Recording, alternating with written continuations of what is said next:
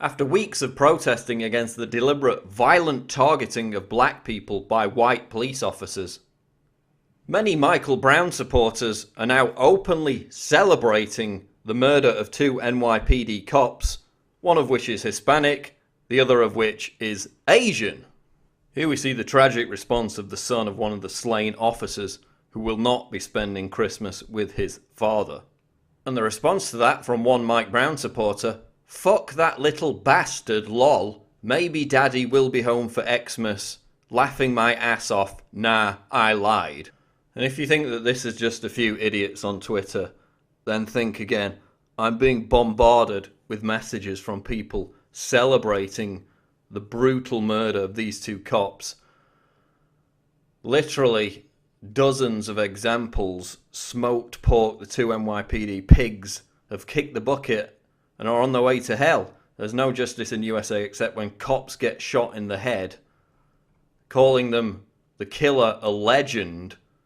Did two cops just die, or do young black men have two more chances at life? Stay positive. So, therefore, every NYPD officer is out to kill black men now, apparently. Every single one of them, and deserves to be shot in the head, according to these Mike Brown supporters. It goes on and on and on. These are just some of the tweets collected over the past 12 hours or so. A salute to the murderer who shot the cops in the head. Asking why people are even mad at the murderer. It goes on and on, calling him a legend. I wish he would have killed two more cops before he went out. Two cops should die every Saturday to make shit legit. And taking inspiration from this, we now have people threatening to go out tomorrow and kill more cops. This alleged tweet from Daryl Lofton out of Memphis, Tennessee. "Good job. Kill 'em all. I'm on the way to New York now. Shoot the police. Two more going down tomorrow." We also have a police officer killed in Florida. No hard clues as to the motive so far. The Daily Caller has compiled more tweets from people celebrating, laughing at the murder of these two cops. You can see them in the screenshot here. It just goes on and on and on. And as I stated on numerous occasions, this was all tragically predictable, especially after many quarters of the mainstream media venerated the violent Ferguson rioters after the grand jury verdict in the Michael Brown case. Of course, Ferguson in defense of rioting, Time magazine published this article legitimizing and justifying a violent response. The debate then all became about cop hating and racism, while failing to completely address the source of the problem, which is twofold: violence and police brutality within the police community, but also what nobody talks about in the mainstream media after the Ferguson riots, which is the very real problem of violence within the black community. Now, this is a major contributing factor to why blacks are targeted by the police. This is something the mainstream media and all the Black Lives Matters protesters and the groups that hijack that protest refuse to address. The fact that despite blacks only making up 13% of the American population, they're responsible for 52% of all homicides between 1980 and 2008, according to FBI and Bureau of Justice statistics. So white people, which includes Hispanics as well, even though they make up the vast majority of the population, those two groups were responsible for 45% of homicides. Blacks, even though they only make up 13% of the population, responsible for 52% of the homicides. 93% of black victims are killed by other blacks, again, despite the fact that they only make up 13% of the population, compared to 84% of whites killed by whites, despite the fact that they make up the majority of the population. Are black people disproportionately more likely to commit crimes because of their skin colour? No, it's due to cultural factors, socioeconomic factors, none of which have been addressed in the aftermath of Ferguson by either the media or these protest leaders who made it all about race baiting and cop hating.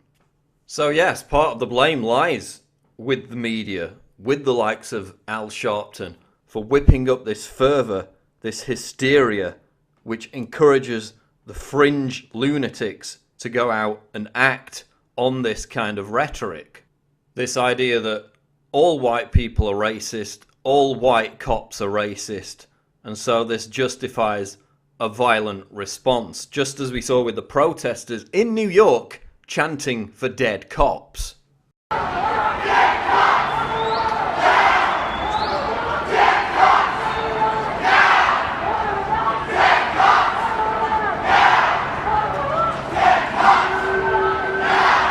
And yes, we can also blame certain segments of the media for peddling complete and total myths about the Mike Brown case. In particular, this idea that Brown had his hands up before he was shot by Officer Darren Wilson, which, as the grand jury testimony, the ballistics evidence conclusively proves never actually happened. But this narrative went out. CNN, you had the football players doing the hands up motion. Everybody was doing it as if it actually happened when it never happened, to create this narrative of Mike Brown, this thug that robbed a convenience store, then tried to grab the officer's gun, as some kind of hero, when in fact, as all the evidence shows, Wilson was right to shoot him. The media did not report the facts. They whipped up this fervour, this hysteria, this race war, and now we see the tragic consequences escalating exactly as we warned would happen. And it's all totally counterproductive. If you protest police brutality with brutality, you're only going to get more police brutality. And now, according to this leaked memo, in response to these murders, the NYPD is on a wartime footing. So you're only going to see examples of police brutality escalate, with police officers now living in increased fear that they're being targeted for murder. Which again is something that we warned about back in November, when users took to Twitter to call not only for the death of Darren Wilson, but other white police officers. And now, to top it all off, we actually had people on the scene of where these two cops were shot in the head, clapping and laughing. So, well done, mainstream media. Well done, Al Sharpton. Well done, race baiters. And well done, Ferguson protesters. You wanted dead cops. Well, now you've got them. And in the process, as a result of celebrating these murders and with other people calling for more, you have completely delegitimized the credibility of opposition to the genuine problem of police brutality. So give yourselves a nice pat on the back for that. Well done. And I'll leave you with the words of Martin Luther King, who achieved genuine political change without resorting to violence. Non-violence means avoiding not only external physical violence, but also internal violence of spirit. You not only refuse to shoot a man, but you refuse to hate him. Let me know what you think in the comments below. This is Paul Joseph Watson reporting for Infowars.com.